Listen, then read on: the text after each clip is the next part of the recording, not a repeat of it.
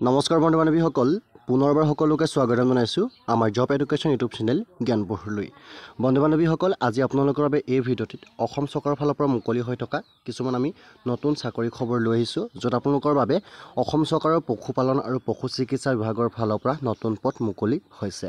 হয় বন্ধু বান্ধৱীসকল, আছাম গভ ডিপাৰ্টমেণ্টৰ এনিমেল হাজবেণ্ডেৰী এণ্ড ভেটেৰিনেৰীৰ ফালৰ পৰা আপোনালোকৰ নতুন কিছুমান পোষ্ট মুকলি হৈছে, যিখিনি পোষ্টৰ কাৰণে আপোনালোকৰ শিক্ষাগত অৰ্হতা বয়স কিছু ন্যূনতম লাগিব। গতিকে এইখিনি পদৰ কাৰণে আপোনালোকে কেনেদৰে আবেদন কৰিব পাৰিব আৰু কিমান পদ মুকলি হৈছে আৰু কেতিয়াৰ পৰা আপোনালোকৰ আবেদন পোষ্ট মুকলি হ'ব, সকলোখিনি আমি আলোচনা কৰিম। গতিকে ভিডিঅ'টো শেষলৈকে চাই থাকিব। আৰু যিহেতু অসম চৰকাৰৰ পশুপালন আৰু পশু চিকিৎসা বিভাগৰ ফালৰ পৰা হয়তো এই 1 লাখ চাকৰি এইটো লাষ্ট আপোনালোকৰ নিযুক্তি হ'ব। গতিকে পুনৰ নতুন পদ অহাৰ লগে লগে আপোনালোকে আবেদন কৰাৰ আগতকৈ এই পোষ্টখিনিৰ কাৰণে ভালদৰে ডিটেইলখিনি চাই আপোনালোকে আবেদন কৰি লওক। গতিকে বন্ধু বান্ধৱীসকল আজি ভিডিঅ'টো পলম নকৰি ব'লক আজি ইয়াৰ তথ্যখিনিৰ ফালে আগবাঢ়োঁ।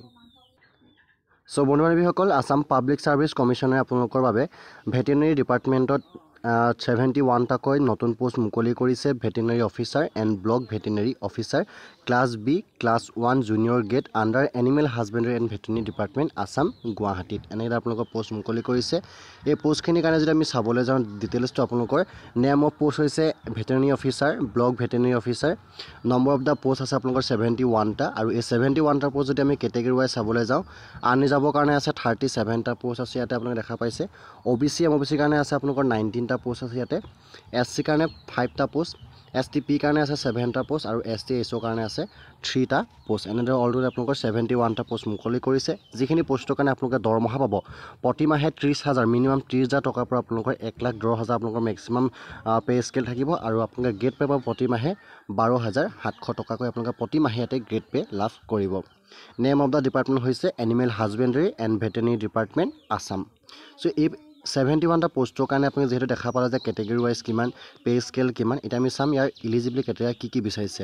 আপুনি দেখা পাইছে ইয়াতে আপোনালোকৰ এজ লিমিটটো মিনিমাম আপোনালোকৰ 21 ইয়াৰ্ছ হ'ব লাগিব আৰু মেক্সিমাম এজটো আপোনালোকৰ ইয়াতে 30 এজ হ'ব লাগিব। অৰ্থাৎ 21ৰ পৰা 38ৰ ভিতৰত যিসকল কেণ্ডিডেট আছে তেওঁলোকে আবেদন কৰিব পাৰিব।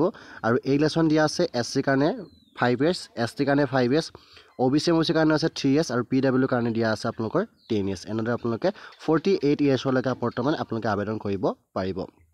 শিক্ষাগততা চাবলৈ গ'লে এই পোষ্টটোৰ কাৰণে আপোনালোকে মাষ্ট বি এটলিষ্ট ডিগ্ৰী কৰা হ'ব লাগিব। ডিগ্ৰী কৰিব লাগিব আপোনালোকে এনিমেল হাজবেণ্ডেৰী এণ্ড ভেটেৰিনেৰী ছায়েন্সৰ ফালৰ পৰা, যিকোনো এখন ইউনিভাৰ্চিটি বা এখন ইনষ্টিটিউটৰ ফালৰ পৰা আপোনালোকে ডিগ্ৰী কৰিব লাগিব এনিমেল হাজবেণ্ডেৰী এণ্ড ভেটেৰিনেৰী ছায়েন্সত। গতিকে এইখিনি পোষ্টৰ কাৰণে আবেদন কৰিবৰ কাৰণে আপোনালোকে এজন অসমৰ কেণ্ডিডেট হ'ব লাগিব। লগতে আপোনালোকে PRC ইছ্যু থাকিব লাগিব। লগতে এমপ্লয়মেণ্ট এক্সচেঞ্জ ৰেজিষ্ট্ৰেশ্যন চাৰ্টিফিকেট আপোনালোকে বৰ্তমান যিটো ৰেজিষ্ট্ৰেশ্যন কৰা হ'ব লাগিব। আৰু এপ্লিকেশ্যন ফিজ চাবলৈ গ'লে জেনেৰেল EWSৰ কাৰণে আছে 297.20 টকা, SC ST OBC MOBCৰ কাৰণে আছে 197.2, BPLৰ কাৰণে আছে 47.2, PW কাৰণে আছে 47.2। এই সকলোবিলাকে নিজৰ পে'মেণ্টটো অনলাইন মাধ্যমৰ যোগেদি কৰিব লাগিব। এপ্লাই কৰিবৰ কাৰণে আপোনালোকৰ আমাৰ ডেছক্ৰিপশ্যনৰ লিংক দিয়া আছে, আপোনালোকে লিংকটোত ক্লিক কৰি পিনে আপোনালোকে আবেদন কৰিব পাৰিব।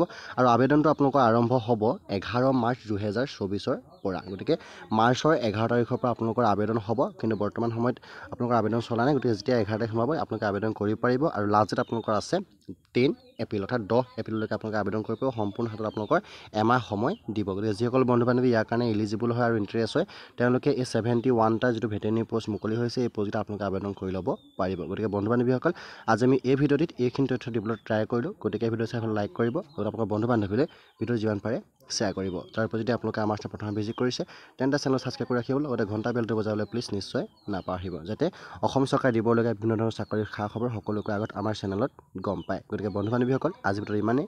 ধন্যবাদ। জয় অসম।